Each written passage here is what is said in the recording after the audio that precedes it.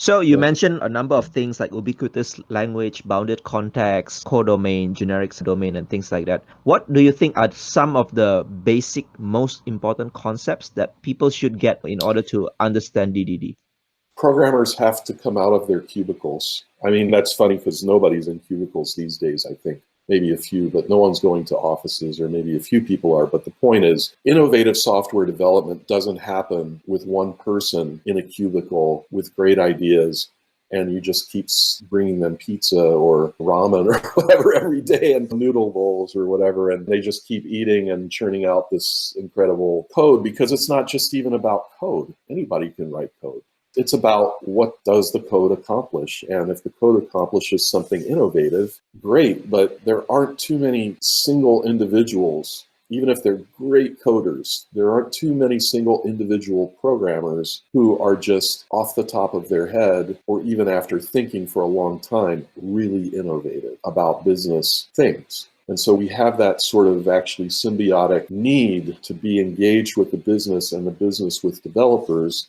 Because look, Mark Andreessen said ages ago, internet time ages ago, it's been 9 or 10 years now, he said software is eating the world. If software is eating the world, and it is, even more so now than it was before, you better learn how to innovate. There's another quote from Forbes magazine, it's online. Every company is now a software company. If you aren't there, if you still consider software a cost center in your corporation, and if that mentality lingers for very much longer, your history. I mean, there will be these companies that are so huge, you think they can't fail.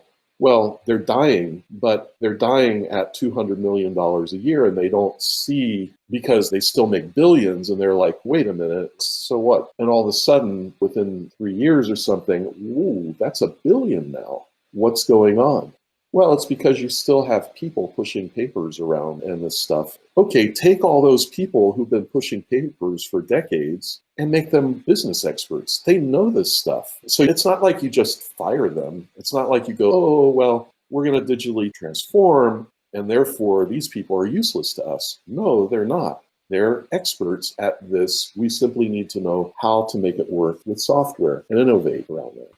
It's interesting that you mentioned something that is non-technical to explain for developers to understand. So getting out of the cubicles, having conversations with people, the domain experts especially, and then innovate with them. Because one of these days, software is going to be really, really critical for every company in the world.